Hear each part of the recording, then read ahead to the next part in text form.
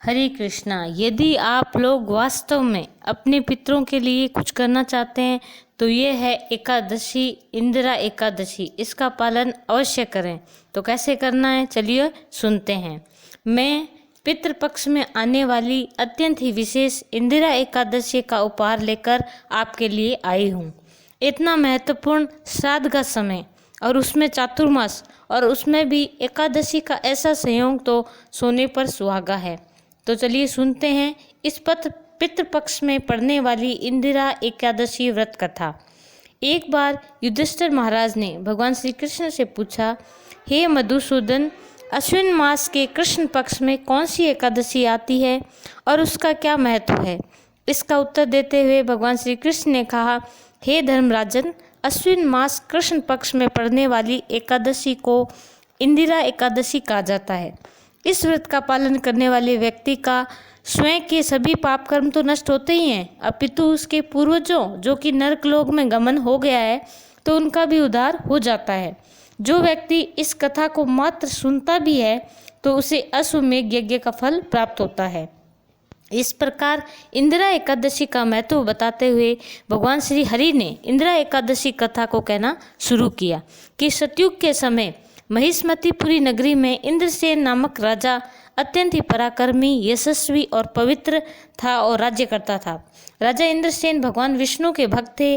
उन्होंने अपने सभी शत्रुओं का संहार कर दिया था। वे सदैव भगवान श्री हरि के नाम का ही गुणगान करते थे और उनकी प्रजा का पालन प्रेम और निष्ठा से करते थे। इसलिए उनका परिवार, उनका राज्य हर प्रकार सुख संपत्ति से संपन्न था। वे अधिकांश समय भगवान की भक्ति में ही लीन रहते थे।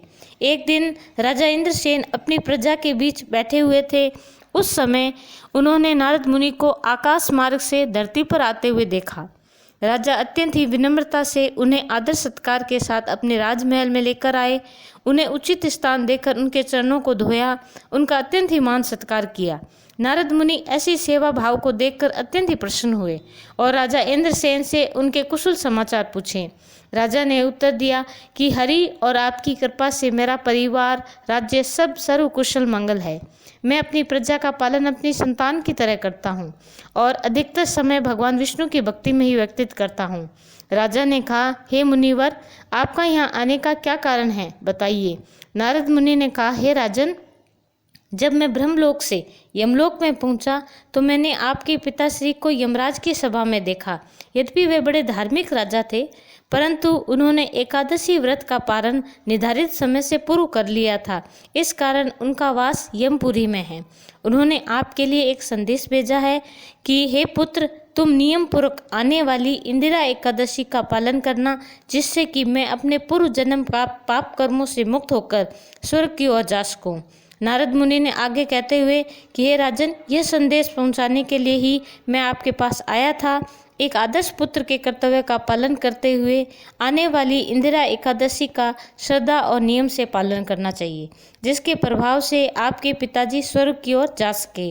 नारद मुनि की बात सुनकर जिज्ञासापूर्वक राजा इंद्रसेन ने इसके पालन के विषय में पूछा।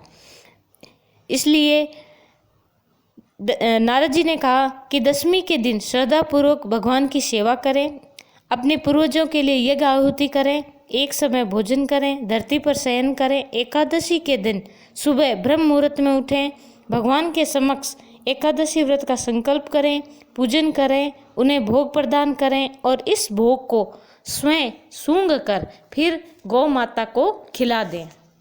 ज़्यादा से ज़्यादा हरि कीर्तन करें, रात्रि का जागरण करें।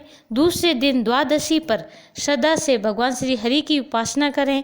प्रसाद भोग लगाकर ब्राह्मणों और अपने सगे संबंधियों में वितरित करें और पारण के सही समय पर स्वयं भी प्रसाद भोजन ग्रहण करें। इस प्रकार इंद्रियों को संयम में रखते हुए एकादशी व्रत का पालन करें। इतना कहकर नारद मुनि वहाँ से अदृश्य हो गए। राजा ने नारद मुनि द्वारा बताए गए दिशा निर्देशों के अनुसार इंदिरा एकादशी का श्रद्धा से पालन किया। उसके परिणाम स्वरूप आकाश से फूलों की वर्षा हुई और उन्होंने अपने पिता को आकाश मार्ग से वैकुंठ की ओर जाते हुए देखा। कथा का समापन करते हुए भगवान श्री कृष्ण ने कहा, हे युधिष्ठिर, इस प्रकार इंदिरा एकादशी का पालन कर राजा इंद्रसेन ने स्वयं अंतिम समय में वैकुंठ धाम को प्राप्त किया था। तो यह थी इंदिरा एकादशी व्रत कथा। और पालन विधि अत्यंत ही सरल है।